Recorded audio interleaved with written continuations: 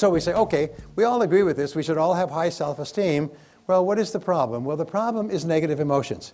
And the greatest single challenge we have are negative emotions and negative habit patterns. Positive habit patterns are joy, love, spontaneous humor, happiness, compassion, and so on. But negative emotions are the greatest enemy of all. We can only improve our lives to the degree to which we free ourselves from our negative emotions. And the good news is that no child is born with any negative emotions. All negative emotions are learned from infancy onward. And that's a good thing, because if it was not true, then we could not get rid of them. Because if it was part, like our eye color or our hair color or our height, we couldn't get rid of it. But it's not genetic, it's not fixed, it's learned, and it is therefore relearnable or unlearnable. You can, in other words, just reach in and short circuit the negative emotion circuits which we've learned. So here's some of the things that we know about negative emotions. And when I began studying this, I spent something like 5 years studying this, and it changed my whole life. Is we know that negative emotions are the greatest single obstacles to success. They're the things that hold us back more than anything else. And let me show you where negative emotions, the negative emotions tree. This is a negative emotions tree. This is my own creation, by the way. Here's the trunk, here's the ground, and here's the roots. Okay. Now, where do negative emotions, first of all, what are the most popular negative emotions? There's about 54 negative emotions in the textbooks, but the worst of all are fear. Fear is a terrible negative emotion. And then there is a doubt, which we talked about before. That's a killer. And then there's envy, which goes along with resentment. Envy and resentment are like twin sisters that go around together. Because if you envy somebody their success, you resent them their success. And of course there's jealousy, what Shakespeare called the green-eyed monster. Jealousy is a terrible thing, which comes from low self-esteem. People experience jealousy when they feel that I'm not good enough. And then there's hatred. And then, worst of all, there's anger. Now, we know that the roots of the negative emotion tree, and by the way, there's lots more, but the roots of the negative emotion tree are two things. They are, first of all, I'll put this up here, they are justification. What we find is that it is impossible to have a negative emotion or a negative feeling of any kind unless you can justify it, unless you can explain why you are entitled to this negative emotion. Why what someone else has done or not done entitles you to this negative emotion.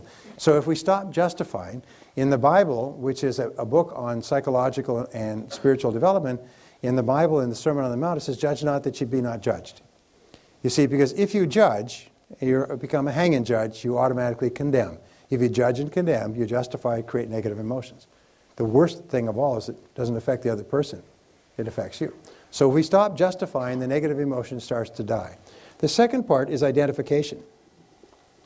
Identification is where you take things personally. And this is very common. We hear of something that happened, we take it personally, we become angry and upset of something that's happened to someone somewhere else. So if you don't justify and tell yourself you're entitled to this emotion, if you don't identify and take it personally, the emotion starts to die. The fruit starts to die. However, what's more important is the trunk of the tree. The trunk of the negative emotion tree is blame. And all negative emotions require, for their survival, blame. If you stop blaming, you stop the negative emotion. And it's almost like your negative emotion tree is like a Christmas tree that's plugged into the wall. If you jerk it out of the wall, if you jerk it out of the wall and you cut down the trunk, if you stop blaming, all your negative emotions stop. I told you I spent 4,000 hours, spent years studying this subject. I was overwhelmed by its enormity, because the key to your fulfilling your full potential as a human being is to eliminate your negative emotions. Because if you eliminate negative emotions, what's left? Only positive emotions. Happiness, joy, the one common goal that all human beings have is to be happy. To be happy and joyous and loving and feel wonderful about themselves and their relationships. And the only thing that impairs that is negative emotions. And these negative emotions we'll talk about in a second, or learn. So the key is to stop blaming. And the way that you stop blaming is with a very simple 3-word neutralizer or zapper, and it is the words, I am responsible. I am responsible. So say it. Say, I am responsible. I am responsible. So from now on, whenever you think of anything that makes you mad, just say, wait a minute, I'm responsible. I'm responsible. I'm responsible. You see, your mind can only hold one thought at a time, positive or negative. It cannot hold the thought of responsibility and the thought of anger at the same time. Now, people are going to give me every conceivable response to this position because nobody wants to give up their negative emotions. Doggone it, you've paid for those negative emotions. You've spent years keeping them alive and fertilizing them and justifying them and talking them over with other people and putting water on them and thinking about them and so on. People love their negative emotions. To get them away, you almost need a crowbar to get people to give up their negative emotions. In fact, what we have found is that if you have just one negative emotion that you will not part with, that alone can sabotage your whole life. So the starting point of your achieving the greatness that is possible for you is to get rid of the negative emotions. So when we talk about I am responsible, your ability to respond in an effective way is the critical measure of how much you become as a human being. In other words, if you can respond effectively to crises, problems, upsets, which may not be legally your fault, if you can respond positively and effectively, it means that you've come a long way. It means you've become one of the best developed human beings on our planet. Because average human beings fall apart, get angry, blow up, go into chaos, throw fits, have tears, threaten to sue, and pour the drink down their throat and everything else when they have a reversal. But not top people. Top people say, stay calm here. What's happened? Let's look at it. What do we do now? What's our next action, and so on. So by saying I am responsible, whenever you feel something angry, you neutralize the negative emotion. If you keep repeating the words I am responsible over and over again, pretty soon they become an automatic mantra. Something happens, you start to become angry, you instantly say, wait a minute, I'm responsible. So we know that no child is born with any negative emotions. Children come into the world and they have an incredible need for love. Love is the most powerful need that children have. Child needs love like roses need rain. They come in completely pure. They have no negative emotions at all, except for two. They have only two fears, fears of falling and fears of loud noises. All other negative emotions must be taught to the child from childhood. When a child comes into the world, they have two wonderful characteristics. First of all, they're completely uninhibited. They laugh, they puke, they pee, they poop, they cry, they do whatever they want. In other words, they're completely uninhibited. They have no inhibitions at all. As far as the child's concerned, the child can do anything. I can do anything. These are the words of the early child. The second characteristic a child comes into the world with is they're completely spontaneous.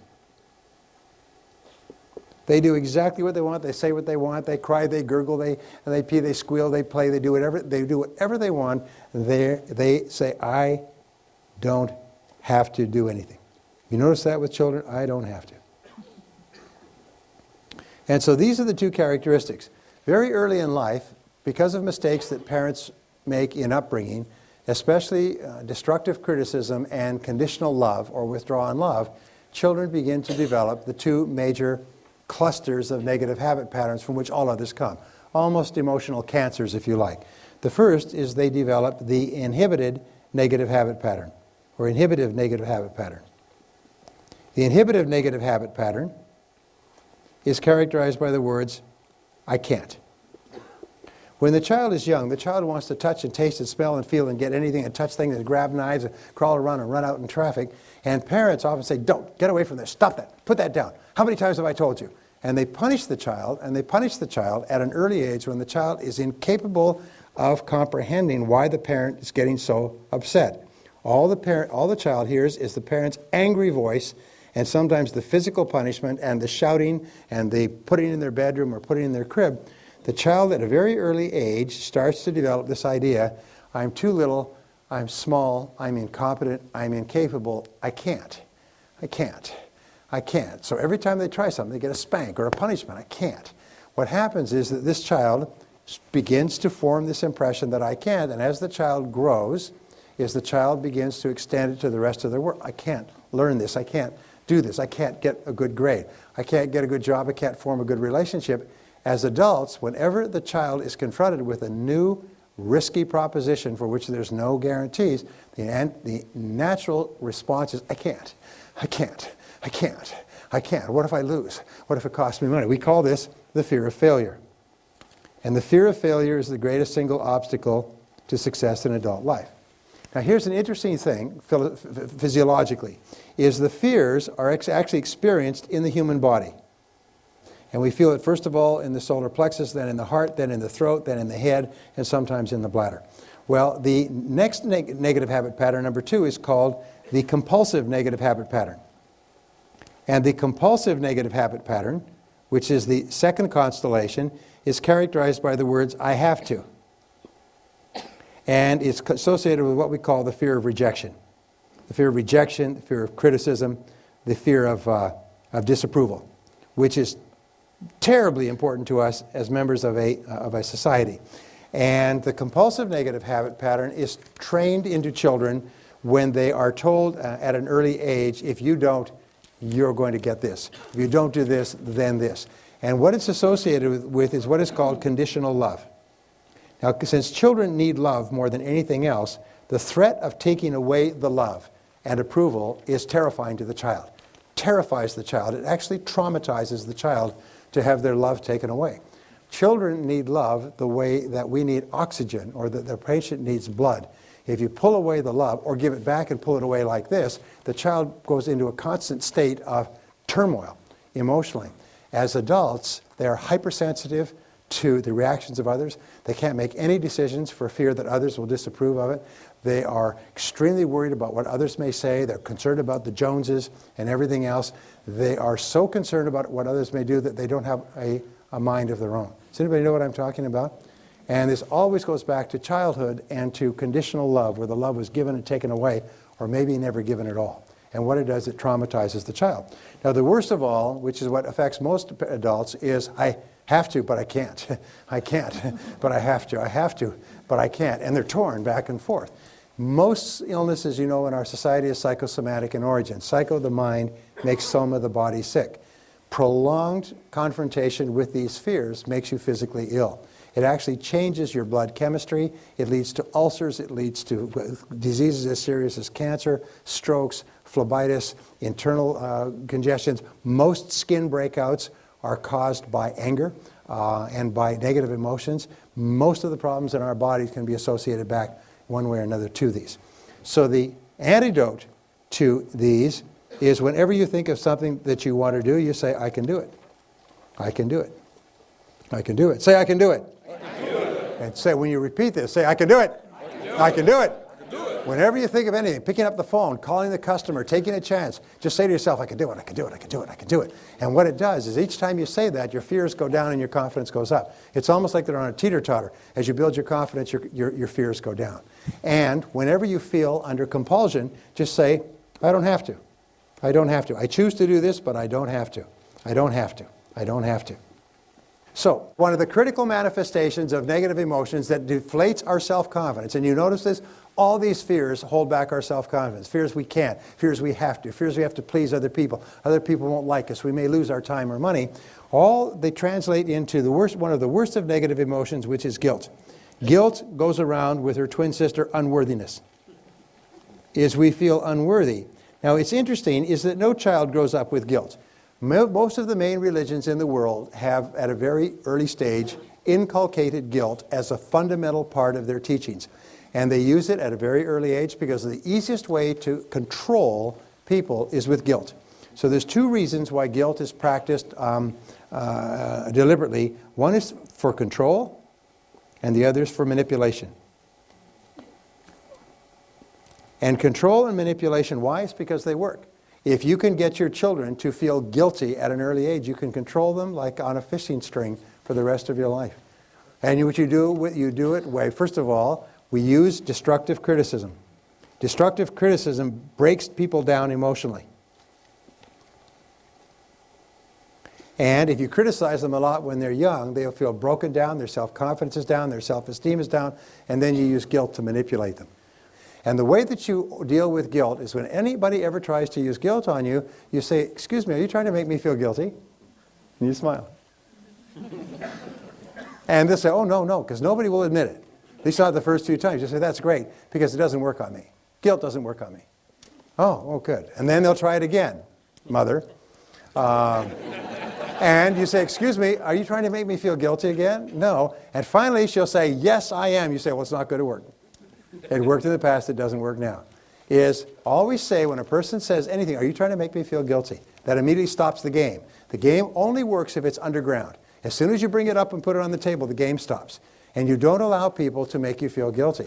Because guilt is totally destructive. It destroys your soul. It undermines your self-confidence. So the way that we get rid of guilt, and we'll talk about this in a couple of seconds, the final principle I have to teach you is the most important principle in self-confidence, the most important principle in personal development, and it's based around another law, and it's the law of forgiveness. The law of forgiveness. Now, the law of forgiveness says that you are a healthy person to the degree to which you can freely forgive and forget offenses against you. To the degree to which you cannot, you move down the human totem pole and you become a less and less person. A person who can forgive nothing is a person who's totally destroyed psychologically and emotionally. So how do you deal with forgiveness? Number one, forgive your parents. You do not become an adult until you have forgiven your parents 100% for every mistake they ever made. Remember, it's never too late to have a happy childhood, so just go back and forgive your parents. If they're no longer with you, forgive them and let them go. So the second thing, forgive any relationship that you ever had that didn't work out. Now this is hard because it's so personal and it's so painful. But if you can forgive your parents, it's a real good warm-up. Most people are still mad at their parents in their 50s. If you then forgive every previous relationship, you accept that you were at least partially responsible for getting into the relationship. You were definitely responsible for staying in the relationship. You just say, I am responsible, I am responsible, I am responsible. I bless them and let them go. And just let it go. Because in letting them go, you set yourself free. By not letting them go, you're keeping yourself in prison, in an emotional prison. The third thing that you can do is forgive everybody else. Forgive everyone else in your life that has ever hurt you in any way. Every past childhood slight, every sibling, every person in your family, every person you ever worked for, every lousy boss or person who cheated you, lied to you, robbed you, and everything else, and so on. I mean, just let it go. Just let it go. Remember, it's a selfish act. You're doing it for yourself. And finally, number 4, this is really critical, forgive yourself. Forgive yourself. Now, I have it on good authority. I've done some research on you before you came here. And I find that every single person here has done some wicked, senseless, brainless, foolish, cruel, idiotic, stupid things in their life. Is that true? Yes. Say yes. Yes. Okay. Let it go. And please understand this. The person who did those things no longer lives, no longer exists. The person you were in the past is a different person than you are today. The person you are today wouldn't do those things because you now have wisdom, you have hindsight, you have intelligence, you understand consequences. So the person you are today is a different person from the person you were back then. So don't keep beating yourself up because that other person, another person, did something that today you disapprove of. All right? Just let yourself go. Let yourself off the hook. And when you let it all go, it's almost like a huge burden off your back. You just forgive everybody and you forgive everything, and on a go-forward basis, you just forgive everybody. You don't have any negativities at all. No negativity toward anybody. You're just a positive person. And if you'll do that, if you accept responsibility like yourself and forgive everyone else, you become a truly superior person. Most amazing darn thing. Now, learned helplessness is one of the greatest enemies of success in our lifetime. And learned helplessness, based on 25 years of research and millions of dollars at the University of Pennsylvania, is one of the greatest killers of human success, is we learn to be helpless. They have done a whole series of experiments, but one, they took a dog and they put a piece of glass in the middle of a cage, and on one side they put the dog, the other side a delicious piece of meat. And the dog would throw itself at the glass and hurt its nose, and throw itself at the glass and hurt its nose. Throw itself 3 or 4 times at the glass and hurt its nose. Then they take the dog away, and the next day they put them back with the dog and the meat. They did this for 3 or 4 days, and by the 3rd or 4th day, the dog would just sit there passively and not throw itself at the glass because it didn't want to hurt his nose. Then the next day, they just removed the glass and put the dog in the cage next to the meat. And the dog, with a stomach growling and rumbling, would lay there right next to the meat and never reach for it. The dog had been trained to be helpless. The dog believed that it could not get to the meat, so even though there was nothing in the way, the dog just sat there. They did a study with, they did 25 years of this. They took a bunch of university students and they put them into a room. They said, you can leave this room whenever you like. It's up to you, and that's the only instructions that you have. So they went into the room, and the room had several doors, and they closed the doors, and the students went around and checked the doors. The doors were all locked from the outside. As soon as they finished checking, they went and sat down, and then they began to play music.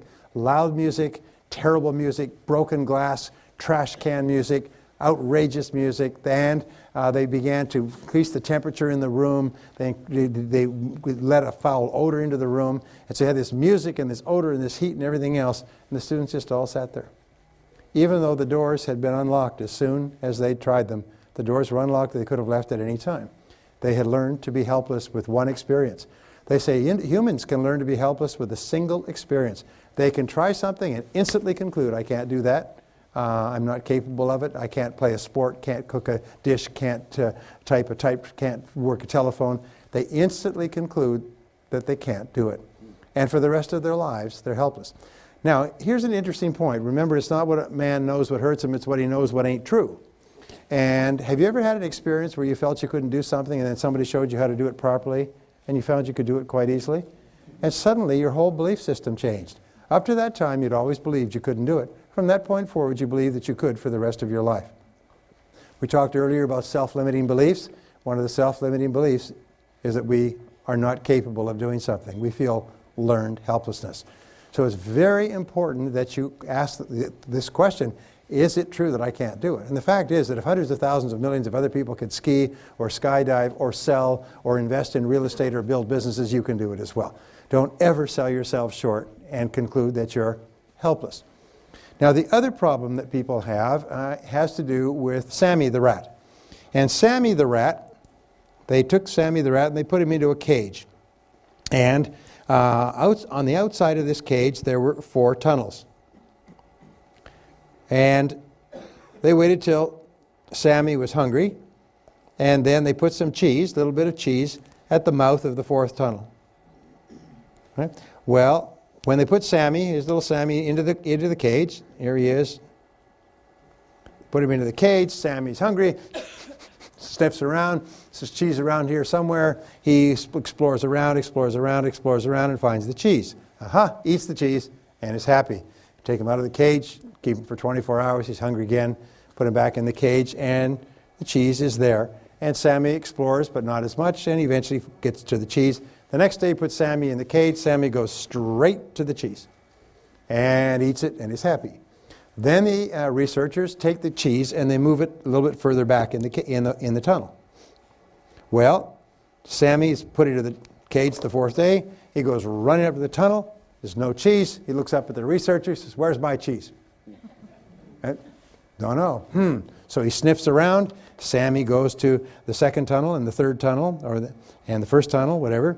And then finally he comes back and he begins to explore. He smells an odor of cheese, and he works his way back and he finds the cheese, comes out, and he's happy again. So then the next day they move it further back and eventually all the way to the back of the tunnel. Now Sammy comes into the cage, beep beep, goes straight across, goes into the tunnel, all the way to the back, gets the cheese, comes out, and is happy. Then they take the cheese and they move it and they put it in the back of the 2nd tunnel. Sammy comes into the cage the following day, goes straight to the tunnel, all the way to the back, comes all the way back, and Sammy is not a happy camper. Where the you-know-what is my cheese? They say, we don't know. And Sammy turns around, goes back into the cage, comes in the tunnel, comes back out again. Goes around, sniff, sniff, sniff, comes back, goes back, and can't find the cheese. Sammy's just a little bit angry. So finally, Sammy begins to do some exploring. And he explores and he goes into this cage and eventually all the way back and eventually all the way back. And he finds the cheese at the back of the 2nd tunnel. And he eats the cheese. Now, here is the moral of the story, is that Sammy is a rat. A rat has a brain the size of a pea or even smaller. Sammy the rat with a brain the size of a pea will eventually figure out that there is no cheese at the back of the 4th tunnel and will begin exploring until he finds it at the back of the 2nd tunnel. But a human being will keep on going down the 4th tunnel forever. Now, this is an example of the comfort zone. This is an example of the comfort zone. Now, these are the twin threats to our success, is first of all, the learned helplessness. We believe we can't, or comfort zone, we get into a comfort zone and we practice what Newton called inertia. You know the law of inertia, which is one of the laws of physics? The law of inertia says that a body in motion tends to remain in motion unless acted upon by an outside force. A body at rest tends to remain at rest unless acted upon by an outside force. What it says is that something in motion will just keep on going. It'll just keep on going the same way forever. And because of learned helplessness in the comfort zone, we keep going at a low level of performance indefinitely. And then we use the same reasons for negative emotions, we justify it. And we explain the reason I can't is because of this. It's my upbringing, it's my childhood, it's my education, it's my boss, it's my bills, it's my family. And we think of all the reasons why it's not possible for us. And what we do is we fall in love with our excuses. We develop a disease called excusitis, which is an inflammation of the excuse-making gland, which is invariably fatal to success. So in order for us to break out of learned helplessness, we have to realize that anything that many other people can do, I can do as well. I may not be able to do as quickly as them, but I can do it as well. We need to break out of the comfort zone by setting bigger goals. And it has to be a goal that's worthy of you, so it's got to be something big and exciting. Now, you don't have to worry how you're going to achieve the goal, because if you can be clear about the goal, all the mental laws begin to work for you, including the final mental law, which will be the basis of our seminar next year. It's called the law of superconscious activity. Now, the law of superconscious activity is really one of the greatest laws of all. And it says this: because of the superconscious mind, which is a mind that puts you in tune with the entire universe, everything past, present, and future, every idea and possibility, and comes to you through intuition and through coincidences, any thought, plan, goal, or idea held continuously in the conscious mind must be brought into reality by the superconscious. Any thought, plan, goal, or idea held continuously, you become what you think about most of the time, must be brought into reality by the superconscious mind. Now, remember we talked about before the law of cause and effect. Well, the law of cause and effect is very simply, what is the cause? Is your belief, your absolute clarity about the goal that you want. What is the effect as the goal comes into your life? What the law of belief says, what do you believe in? You believe that you must ultimately achieve this goal unswervingly, and that belief creates your reality because you begin to see the whole world differently. The law of expectations, you confidently expect that everything that happens is part of a plan to help bring you towards your goal. The law of attraction, what do you attract? You attract people, ideas, and circumstances into your life to help you to achieve your most important goal. The law of subconscious, the law of correspondence, your outer world corresponds to your inner world of goal setting. The law of subconscious activity, you continually program your subconscious mind with a clear picture of your goal, and your subconscious mind arranges all your words and actions so that they fit a pattern consistent with achieving that goal. And the law of habit is you think about your goal repeatedly over and over again until it becomes a habit to wake up in the morning and think all day about your goal. And so all you need to do to raise your self-confidence, your self-esteem, and your level of attainment high is to have an absolutely crystal clear goal and work on it every single day. Psychologists recently have concluded what I started teaching 25 years ago, that as you feel yourself moving towards something that is important to you, your self-esteem and self-confidence go up. You feel happy, you feel powerful, you feel strong, you feel a surge of energy and elation, you're more creative. All of your best qualities emerge. How do you blot out all the negatives in your life? You think about your goal. Whenever you think of something that makes you unhappy or negative, you swing your thoughts off them like a searchlight and you think about your goal, and you talk about your goal, and you work on your goal. Because your mind can only hold one thought at a time, and if you're totally determined to achieve a single goal and you think about it and work on it every day, eventually all the other things will fall away. There's a wonderful line we use that says, when you turn toward the sunshine, the shadows fall behind you. And when you start to think about your goal, the shadows fall behind you, and all the little negatives begin to disappear. And if you start to think about things that make you mad, you say, wait a minute, I'm responsible, and I like myself. I can do it. I can do anything I put my mind to. You just talk to yourself, you become your own cheerleader. So let me give you a 7-step goal-setting process that you can use, and then I'm going to give you a simple exercise that you can take home and do when you get home that will make this a great year. Here are the 7 steps to goal setting. First of all, decide exactly what you want.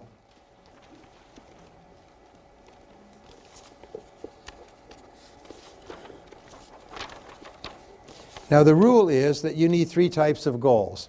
All right? You need business and career goals, because we have to make a living and pay the bills. Also, you need personal and family goals. You need personal and family goals because these are the most important things that we do. And number 3 is you need self-improvement goals.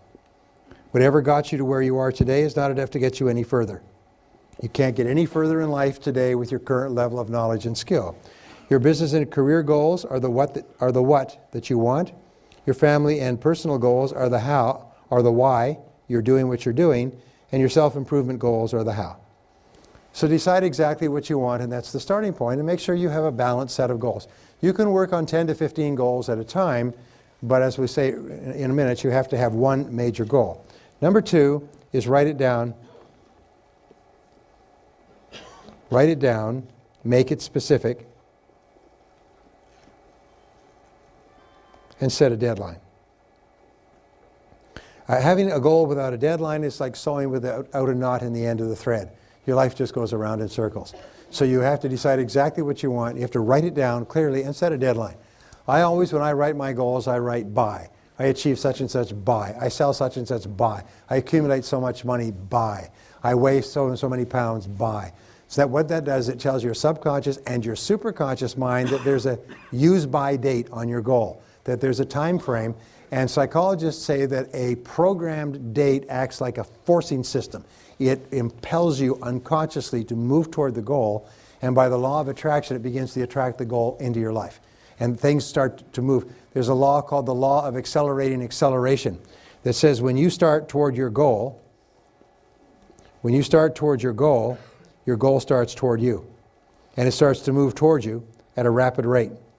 And the faster you move toward your goal, the faster the goal moves toward you. And that's why very often you'll achieve your goal and you'll find out that a whole bunch of other things have been going on that made it possible. So the law of accelerating acceleration says the greater clarity you have with regard to the goal, the faster you move toward it and the faster it moves toward you. Which brings us to number 3, is identify the obstacles you will have to overcome to achieve your goal. Now between you and your goal, your goal, there will always be obstacles. The difference between success and achievement, by the way, is success means you get what you want, but achievement means you overcome obstacles to achieve a goal.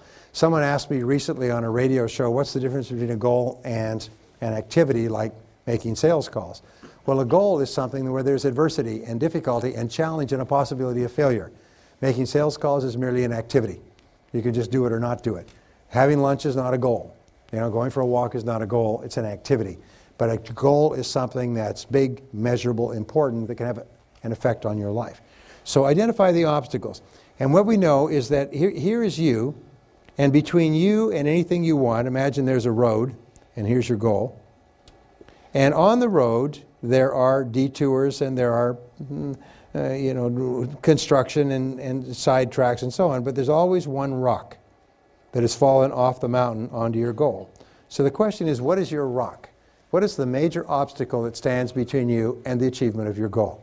And what we know in the answer to this question is the 80-20 rule that says that 80% of your rocks, your big obstacles, are within yourself. They are within your own knowledge, your own skill, and within your own qualities. Someone was asking me earlier about self-discipline. Does everybody here feel they need a little bit more self-discipline? Say yes. Yeah. All good people, even the most highly disciplined people, feel their self-discipline sucks. It's interesting. People that don't think about it have no future at all. I can tell you that. But we all, the reason you're successful is because of your level of self-discipline, but we all have the nagging feeling that we need more. And you're right. we need more, and we can never slack off. It's like working out with muscles, and you stop working out with them for any period of time, they start to get sloppy again. You just have to keep working self-discipline all the time. You never get it down perfect. So 80% of all of your rocks, the obstacles that hold you back, are within yourself. Only 20% are external. So remember we said earlier, the question is, what is it in me? If you're not achieving a goal, say, what is it in me? What quality, skill, ability, attribute am I lacking? And then go to work on yourself. And very often that's where you'll find the problem.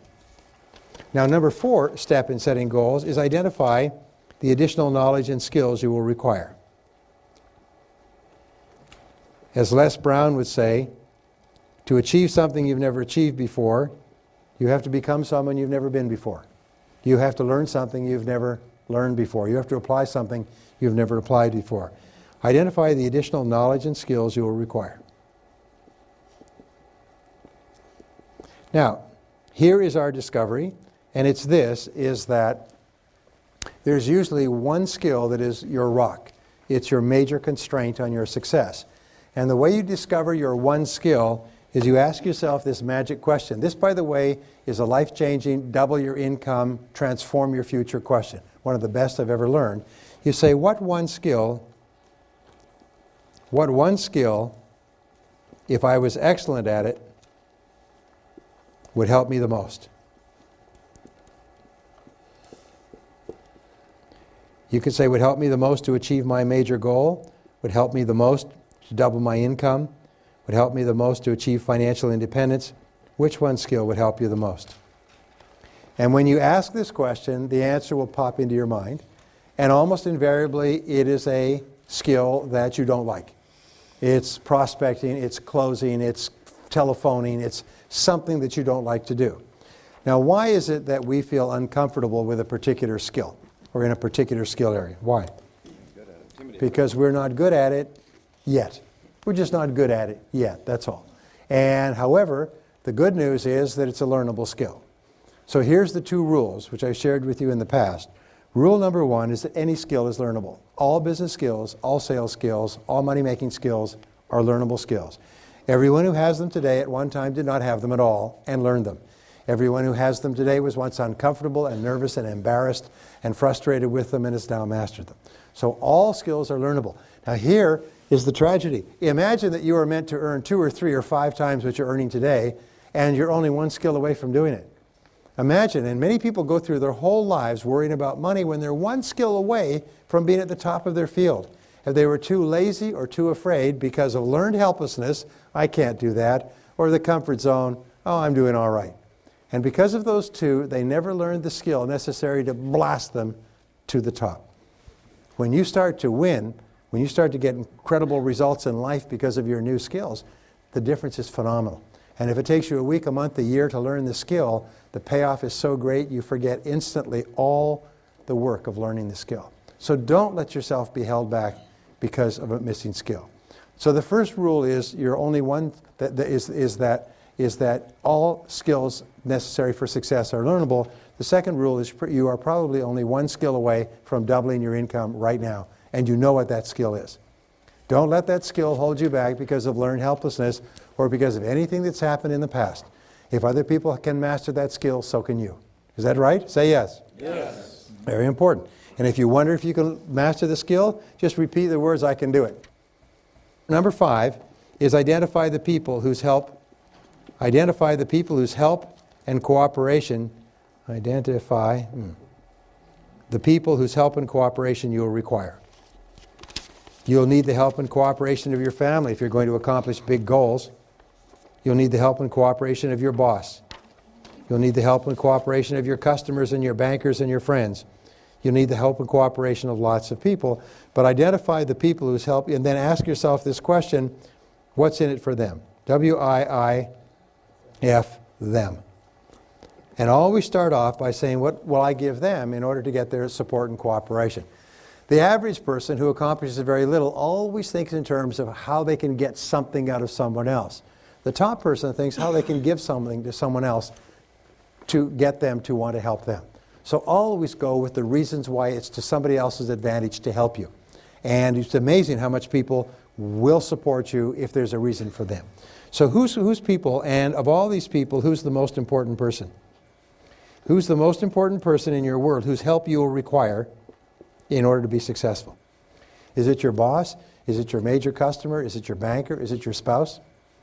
Interesting, there's an enormous amount of talk, which I think consider pablum talk, about how you always have to keep your life in balance all the time. Well, it's simply not true, because there are times in your life where you're going to have to work your head off in order to break out of the pack. Like the beginning of a marathon, with all those runners, you're going to have to run faster to get ahead. And so you're going to have to go to what is called a deliberate extreme. A deliberate extreme is where you're going to have to work far more days and hours than is normal in order for you to get a new business started, a new career started, a new product or service launched, or something else. If you're going to have to go through a deliberate extreme, then sit down with your spouse, your kids, and so on, and tell them, this is what I'm going to have to do in order to take full advantage of this opportunity, but if you'll bear with me, I'll make it up to you. And we find one of the primary reasons for negative emotions is frustrated expectations. In life, if what you will do is you will explain to people what's going on before they become angry and upset, if you will then tell them so that their expectations are consistent with reality, you'll eliminate most of your problems. Number 6 is make a plan. Make a plan. And plans are very simple because what you do is you just make a list. You start off with a list of everything you'll have to do.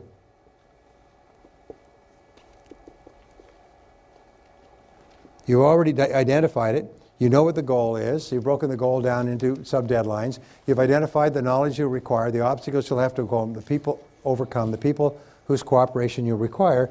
Make a list of everything you'll have to do, and then organize the list, first of all, by sequence, which means what comes first. What do you have to do before you do something else? And then second of all, by priority, which is what is more important and what is less important. And once you have a list organized by sequence and priority, you have a plan. Now you have the two great requirements for winning. You have a goal and a plan. Now, does it take a little while to do this? Yes. But once you have the goal and the plan, the very act of completing them programs them into your subconscious mind. We, in our advanced coaching programs, we teach people to write down and create goals and plans. And then once they've done it all, 90 days later they come back. I say, how many of you reviewed your goals and plans in the last 90 days? Most of them didn't do it. How many of you achieved your goals and plans? All of them. But the most amazing darn thing, because by writing them out, they've programmed them into their subconscious mind, which passes it off like a baton to the superconscious, which then works 24 hours a day to bring it into their lives. And the most remarkable coincidences occur. Things start to happen. The phone rings. People sit down next to you socially and give you advice. Your boss gives you opportunities. Doors open. You get intuitions and insights, the most phenomenal things, because you've programmed yourself with a goal and a plan. That's why people with goals and plans, according to the best research, accomplish 10 times as much as people without goals and plans. 1,000% more than people without. So write down what you want and make it clear so that the universe can help you get it. Emmett Fox, who I mentioned before, wrote a book many years ago called The Mental Equivalent. Actually, it wasn't even a book, it was a pamphlet. And this little pamphlet is one of the most profound pieces of writing in history. It's just unbelievable. I'd read Emmett Fox for years, and someone came up to me and said, have you ever read The Mental Equivalent? I said, no, I've read all of his books. Well, it's not that easy to get, so I got it. And what it does is it basically says is you have one responsibility to your universe, is to create within your mind the mental equivalent of what you would like to see on the outside. If you will do that, all the mental laws that we've talked about and many more that we haven't had a chance to go into will all work. Just like click, click, click, click, click, they'll all work, and what you want will appear on the outside by the law of cause and effect, belief, expectation, attraction, correspondence, and so on. Your job is to give to the universe an absolutely crystal clear picture of the goal that you want, which you can only get by thinking it through and writing it down. So here's the exercise, and this is your homework exercise. Take a clean piece of paper when you get home, and this is the only test. This is a take-home test. This is a test to see how badly you really want to make next year a fabulous year. And so at the top of this page, write the word goals. Some of you have seen this before. I need to teach it to everybody. And you're going to write down 10 goals. And these goals, you can write more than 10 if you like, but you must write a minimum of 10. These goals are one-year goals, approximately. These are goals that you want to accomplish this year. Health, income, car, travel, fitness, and so on. You write them in the present tense as though a year has passed and you are reporting they've already been achieved. I drive such and such a car. I live in such and such a house. I weigh certain many pounds. I take such and such a vacation. I write down, one of my goals is spend time with my family. The more often I write it down, repeatedly, the more time I spend with my family. If it's an important goal, then, and you don't write it down, what happens is it gets shuffled aside. You write it and make it positive. Not I will lose weight, but I am a non-smoker, weigh X number of pounds. Not I will quit smoking, but I am a non-smoker. So it's always a positive statement. And third of all, it's always personal. Every goal you ever write for the rest of your life begins with the word I, because you are the only person in the universe who can use the word I with regard to yourself, and you follow it with an action verb. I earn, I sell, I drive, I live in, I achieve, I accomplish, I acquire, I save. But always make it I plus an action verb. That's the way the subconscious mind accepts instructions. When this instruction comes in like that, it's immediately passed on to the superconscious. I have taken people through this exercise all over the world once, and I come back a year or 2 years later, and they say the same words in every language. You won't believe what's happened to me. I wrote down those goals, and I never looked at them again. You won't believe what's happened to me. You won't believe it. I found those goals in something a year later, and you won't believe what's happened to me. I've accomplished all the goals. I never looked at it again. Because when you write down a goal, you activate 3 learning modalities. The visual, you can see it. The auditory, you sub-vocalize it, you say it to yourself. And the kinesthetic, you write it. All 3 together goes, and it goes straight into the subconscious mind. And it's passed on like one of those vacuum tubes for messages in old stores. It goes, boom, straight into the superconscious. And just go on with the rest of your life. And 24 hours a day, this great superconscious mind is working to bring the goal into your life. Okay, now you've got your list of goals. Here's my list right here. I do this all the time. Then you look at this list, and this is the kicker. You ask yourself, if you could wave a magic wand and achieve any one goal on this list. These are not your one-year goals, but imagine you could have a special dispensation and wave a magic wand and you could have any one goal within 24 hours. Which one of these goals would have the greatest positive impact on your life? And you look at your list, and I can assure you that the right answer will jump out at you.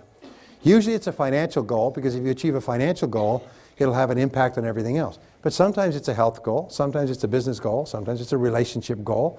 I had a guy who came into my course, he had just been diagnosed with kidney disease. If he didn't get a kidney transplant, he was going to die. His previous session, his were all financial goals. Now, he needed a kidney. What do you think his number 1 goal was? Get a kidney. He wrote it down, made a plan, and you know, somehow, some miracle happened. He jumped a line of 29,000 other people, and they got a kidney because he had a special blood type, and there was a kidney available, and the other recipient was too far away, and all the universe conspired together, and he had his kidney. And people say that's impossible. Many people die on waiting lists for organ transplants. He got his kidney. It was his major goal. That's all he thought about all the time, too. So, once you have this goal, now this becomes your major definite purpose. This becomes the organizing principle of your life. This becomes the goal that is going to change your life, because now you begin to think about this goal all the time. When you get a chance, you sit down and you write this goal at the top of a page and you set a deadline for the goal. And then you identify all the obstacles you'll have to remove in order to achieve the goal, all of the knowledge and skill you require to achieve the goal, the people whose help that you'll require. You make a plan, you organize the plan, and you work on the plan every day. When you get up in the morning, you think about the goal. When you go through the day, you think about the goal. Whenever something gets you off track, you stop, wait, think about the goal. Because the goal is always inherently positive. When you think about the goal, you become happy. When you think about your goal, your self-esteem and your self-confidence goes up, and it's absolutely inevitable that you start to move toward the goal. And as you move toward the goal, you feel powerful. You feel like a winner. You feel like you're in control of your life, and your self-confidence goes up, and your self-esteem goes up. And as sure as God made little green apples, you will accomplish that goal. And when you accomplish that goal, you get this rush I was talking about that tells you, hey, I can do anything. I can do anything I put my mind to. And once you know you can do anything you put your mind to, your self-confidence will go through the roof. You'll set bigger goals. You put more zeros at the end of your goals, and you become unstoppable. So let's end with these words. Say, I am unstoppable. Now say it like you mean it. I am unstoppable. Wonderful. Once you set a goal, remember those great words from Eugene Kranz at the Apollo 13 mission. Failure is not an option. And once you decided that failure is not an option, your self-confidence and self-esteem will go through the roof. And my promise is to you, a week, a month, a year from now, you'll look back and you'll be accomplishing stuff that you never imagined possible. And I've spoken to several people here who've been through this process in the past, and they're accomplishing things today they never dreamed of. And they couldn't believe it, and what they did is they did exactly what we just talked about. So let me just wrap up by saying this, is you are some of the best people in the whole world. You are thoroughly good people. You have unlimited potential. You're living in the best country at the best time in all of human history. The possibilities for the future are the greatest that have ever existed for mankind right here in this country. There is nothing that you can't do if you put your mind to it. So go out there and kick some butt and take some names. Thank you very much. Thank you. Thank you.